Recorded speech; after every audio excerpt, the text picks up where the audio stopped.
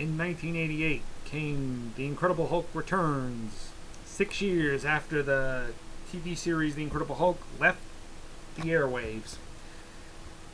Now, I heard there was, after the Hulk series went off the air, there was supposed to be a TV movie with the Hulk and Spider-Man crossover, and Nicholas Hammond, who played Peter Parker and Spider-Man in the TV series, was set to reprise his role, and Bill Bixby was set to reprise his role.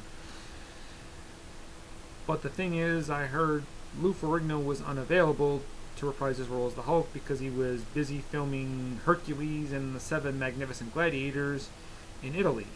And I'm pretty sure Bill did not want to do it without Lou.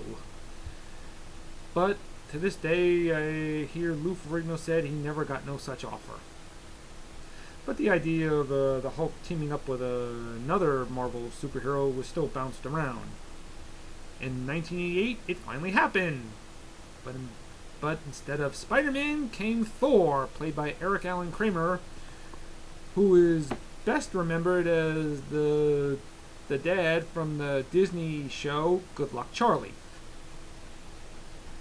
David Banner is working as a research scientist at the Joshua Lambert Institute under the name David Banyan. It's been 2 years since the Hulk resurfaced because David stayed away from trouble and bad people. And he helped build the Gamma Transponder, which he hopes will cure his condition from becoming the Incredible Hulk. And when he's about to go through with the experiment, he's interrupted by an old friend named Donald Blake, played by Steve Levitt. And Donald Blake is curious why David doesn't use his real name or why he wants people to think he's dead, but doesn't press him on it because he respects the man. And Donald tells David that he has a secret of his own. While in the Arctic, he came across a magical hammer that can summon a powerful Viking named Thor, of course played by Eric Allen Kramer. And during that time, a group of mercenaries, led by Jack, played by Tim Thomerson, looked to get their hands on a Gamma Transponder at any cost. And that's about all I'm going to tell you. I was excited when this came out because I was a big fan of the TV series, and I was excited to see Bill Bixby and Lou Ferrigno reprise their roles, and I didn't know nothing about Thor at the time. I didn't know anything. I mean, I didn't know much. I knew very little about Thor, but I quickly found out after seeing this movie. I mean, except in the comic books, Thor turned into Donald Blake. He didn't summon him, but I guess changes are sometimes necessary. Is this a good film? No. Is it entertaining? Yes. At times it goes in real silliness, which the TV show avoided. The TV show had its humorous moments, but never went real deep into campiness, which this movie kind of does. I mean, Eric Allen Kramer as Thor he kind of comes across as goofy. I mean,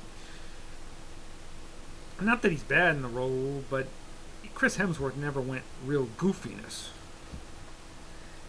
And his chemistry with Steve Levitt as Donald Blake is pretty good. This was supposed to be a vehicle for a Thor TV series, which didn't happen. So this movie kind of leaves you with a lot of what-if guesses. Steve Levitt kind of left acting in the early 90s. Hope he's doing well. Action scenes are pretty good. The fight scene with Thor was alright on a TV budget. The bad guys are okay. I mean, one of the bad guys is played by Charles Napier. Isn't that interesting? Because he also did the voice of the Incredible Hulk after Ted Cassidy died.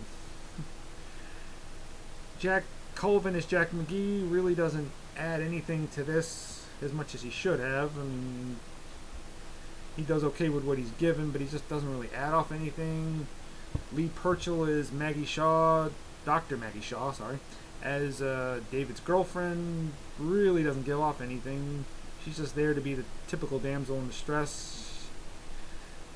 She's okay, but I feel they could have given her more than what they gave.